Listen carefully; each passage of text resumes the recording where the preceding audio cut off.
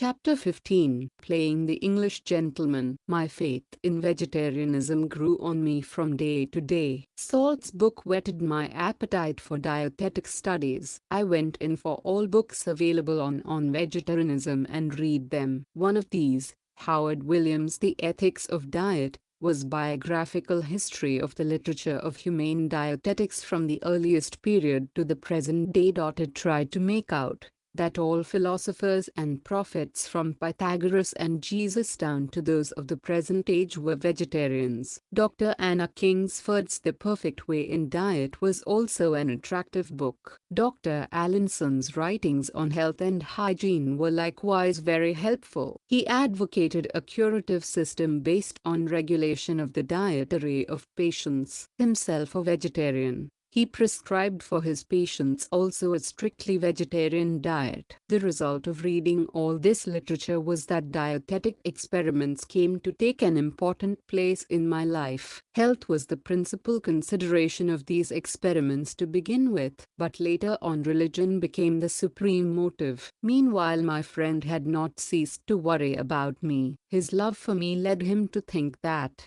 if I persisted in my objections to meat eating, I should not only develop a weak constitution, but should remain a duffer, because I should never feel at home in English society. When he came to know that I had begun to interest myself in books on vegetarianism, he was afraid lest these studies should muddle my head, that I should fritter my life away in experiments, forgetting my own work, and become a crank. He therefore made one last effort to reform me. He one day invited me to go to the theatre. Before the play we were to dine together at the Holborn restaurant, to me a palatial place and the first big restaurant I had been to since leaving the Victoria Hotel. The stay at that hotel had scarcely been a helpful experience, for I had not lived there with my wits about me. The friend had planned to take me to this restaurant, evidently imagining that modesty would forbid any questions, and it was a very big company of diners in the midst of which my friend and I sat, sharing a table between us. The first course was soup. I wondered what it might be made of,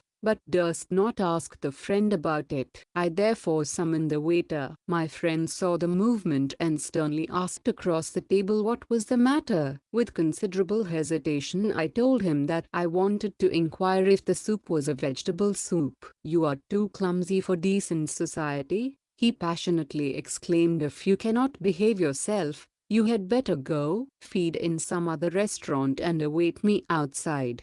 This delighted me. Out I went. There was a vegetarian restaurant close by, but it was closed, so I went without food that night. I accompanied my friend to the theatre, but he never said a word about the scene I had created. On my part, of course, there was nothing to say. That was the last friendly tussle we had. It did not affect our relations in the least. I could see and appreciate the love by which all my friend's efforts were actuated, and my respect for him was all the greater on account of our differences in thought and action.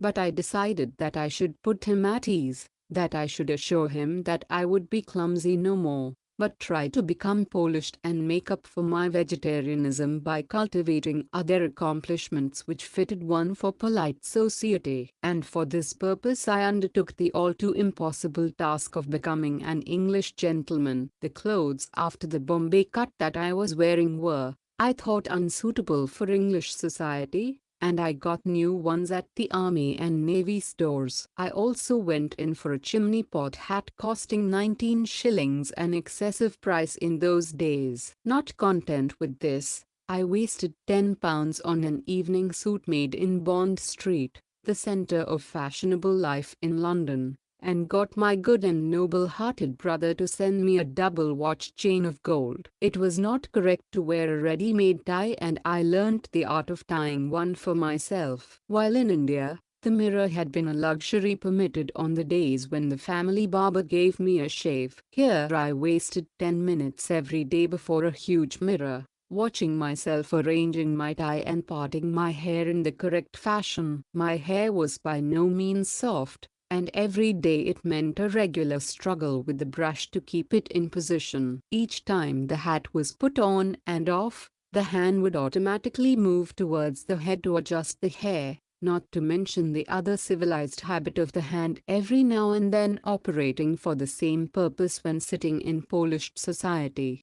As if all this were not enough to make me look the thing, I directed my attention to other details that were supposed to go towards the making of an English gentleman. I was told it was necessary for me to take lessons in dancing, French and elocution. French was not only the language of neighboring France, but it was the lingua franca of the continent over which I had a desire to travel. I decided to take dancing lessons at a class and paid down £3 as fees for a term. I must have taken about 6 lessons in 3 weeks, but it was beyond me to achieve anything like rhythmic motion. I could not follow the piano and hence found it impossible to keep time. What then was I to do? The recluse in the fable kept a cat to keep off the rats, and then a cow to feed the cat with milk, and a man to keep the cow, and so on. My ambitions also grew like the family of the recluse. I thought I should learn to play the violin in order to cultivate an ear for Western music. So I invested £3 in a violin and something more in fees. I sought a third teacher to give me lessons in elocution and paid him a preliminary fee of £1. He recommended Bell's Standard Elocutionist as the textbook,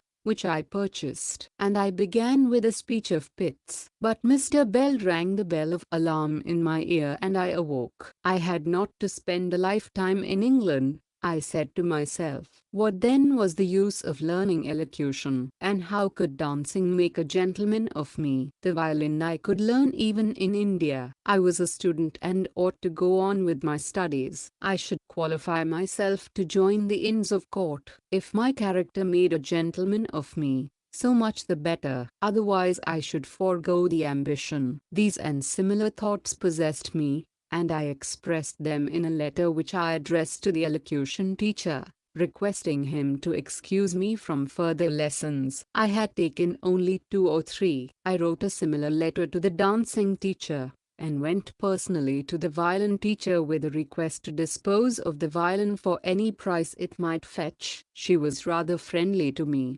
so I told her how I had discovered that I was pursuing a false idea. She encouraged me in the determination to make a complete change. This infatuation must have lasted about 3 months. The punctiliousness in dress persisted for years, but henceforward I became a student,